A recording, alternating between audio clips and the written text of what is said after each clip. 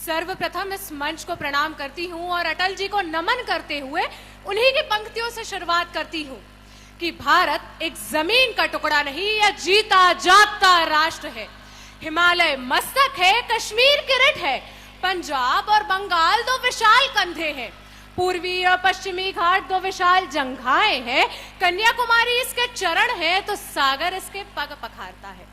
यह चंदन की भूमि है, यह अभिनंदन की भूमि है, यह तर्पण की भूमि है, यह अर्पण की भूमि है।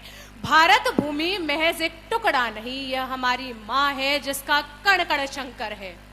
और महोदय, जिस प्रकार एक मां के सभी पुत्र एक समान नहीं होते, इसका यह अर्थ नहीं कि वह एक से नियम बनाकर उनकी स्वतंत्रता छीन ले, उनकी स्वच्छंदता छीन ले।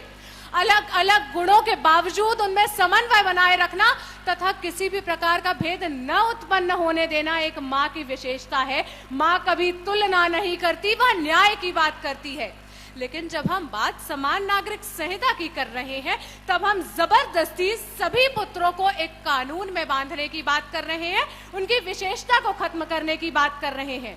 जिस देश में अनेकता में एकता की बात की जाती है, वहां अनेकता को नकार कर एक रूपता की बात करना तो कतई देश हित नहीं हुआ।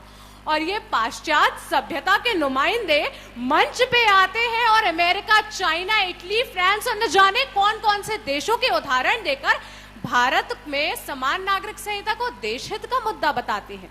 मैं उनसे ये गुजारिश करूंगी कि उस सूची में पाकिस्तान और बांग्लादेश का भी नाम जोड़ लीजिए, क्योंकि वहां भी समान नागरिक संहिता लागू है। आप लोगों ने शायद इन दो देशों का नाम इसलिए नहीं जोड़ा क्योंकि हर साल वहां से कितने ही अल्पसंख्यक जो हिंदू समुदाय के लोग हैं भारत की शरण में आते हैं। और यह बात यह सिद्ध करती है कि समान नागरिक संहिता जैसा कानून किसी भी देश के अल्पसंख्यकों के साथ न्याय नहीं करता। और जिस गोवा का आप यहाँ आकर उदाहरण देकर गए, मैं आपके ज्ञान में थोड़ा सा वर्धन करूंगी और यह बताऊंगी कि वहां पे प्रोटेक्यूट सिविल कोड लागू है, जो एक सीमित दायरे में महिलाओं के साथ अन्याय को और हिंदू समुदाय के लोगों को बहुविवाह की भी छूट देता है। यह किस प्रकार का न्याय हुआ? जब मैं वहां बैठकर अब अपने विपक्षी मित्रों के तर्क सुन रही थी, तो मुझे वो बच्चा याद आ रहा था जो इस दुनिया में सब कुछ सही कर देना चाहता है पर कुछ कर नहीं पाता। माँ दूध लेने बाजार भेजती है तो थैली लेकर चला जाता है, घर आता है सर पीट पीट कर रोता है कि माँ इसमें तो कुछ भी नहीं, तो माँ समझाती है कि दूध तरल पदार्थ था इसीलिए इससे गिर गया, अगली बार बाजार जाना तो पतीला लेकर जाना। कुछ वक्त बाद पिताजी पेट्रोल लेने भेजते हैं, वो पतीला लेकर चले जाते हैं, घर आते हैं फिर सर पीट पीट कर रोते हैं कि इसमें तो पेट्रोल है ही नहीं। तब पिताजी समझाते हैं कि सारा पेट्रोल उड़ गया, अगली बार बाजार जाना तो बोतल लेकर जाना। कुछ देर बाद दादी अंडे लेने भेजती है तो वो बोतल लेकर चले जाते हैं। और मेरे प्रतिपक्षी मित्र भी बार बार उसी समझदार लड़के की तरह व्यवहार कर रहे हैं जो हर एक स्थिति में एक ही उपाय, एक ही तरीके के न्याय की बात करते हैं। आज उन्हें यह समझने की आवश्यकता है कि हर स्थिति में एक तरीके का न्याय कारगर नहीं होता। और अध्यक्ष महोदय, भारतीय संविधान की नजरों में समान नागरिक संहिता आज भी सिर्फ और सिर्फ एक विचार है, एक कपोल कल्पना है। न ही इसकी रूपरेखा स्पष्ट की गई है, न ही इसके प्रारूप को बताया गया है कि कौन कौन से मुद्दे इसके अंतर्गत आएंगे।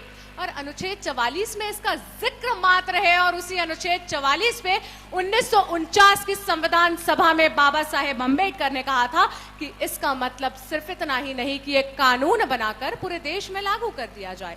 समान नागरिक संहिता का मतलब है एक समान स्थिति के समान लोगों के लिए बनाया गया एक कानून। और मैं बड़े दावे के साथ कह सकती हूं कि इस सदन में मौजूद एक भी व्यक्ति इस बात पर राजी नहीं होगा कि आज भारत के हर एक नागरिक की स्थिति एक सी है। तो फिर यह कपोल कल्पना नहीं तो और क्या है? अध्यक्ष महोदय, नीति निर्देशक तत्वों को लागू करने के लिए कोई भी राज्य बाध्य नहीं है। अगर ऐसा होगा तो सबसे पहले हमारे मूलभूत अधिकारों का हनन होगा, जिसमें अनुच्छेद 25 व अनुच्छेद 29 भी आते हैं जो धार्मिक स्वतंत्रता की आजादी देते हैं।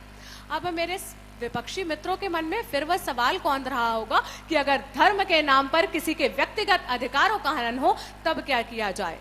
मुझे उनके इस सवाल के पीछे संविधान को न पढ़ने की भूल दिखाई देती है, क्योंकि अगर उन्होंने संविधान को पढ़ा होता तो उन्हें पता होता कि अनुच्छेद 15(3) के तहत राज्य के पास अधिकार है कि जब भी कोई व्यक्तिगत कानून बोर्ड किसी के अधिकारों का हनन करे तो वह उसके खिलाफ कार्रवाई कर सकता है, कानून बना सकता है। तो जिस शाहबानो का मुद्दा उठाकर आप आज भी मेरे भारतीय संविधान पर उंगली उठा रहे थे, इसी कानून के हवाले से मैं आपको यह बताना चाहूंगी कि वह मुद्दा हमारी नैतिक विकृति की उपज थी, ना कि हमारे संवैधानिक विकृति की।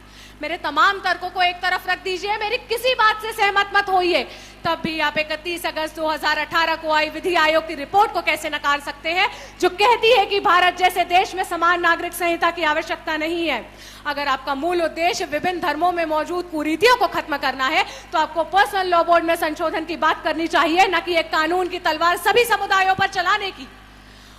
यह बड़ी ही विडंबना है कि मेरे विपक्षी मित्र एक कानून बनाकर महिलाओं को सम्मान दिलाने की बात कर रहे हैं।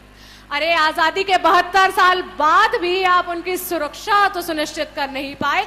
6 साल की बच्ची से लेकर 60 साल की वृद्धा तक के इस देश में बलात्कार हो रहे हैं और आप बात करते हैं कानून बनाकर उन्हें सम्मान दिलाने की।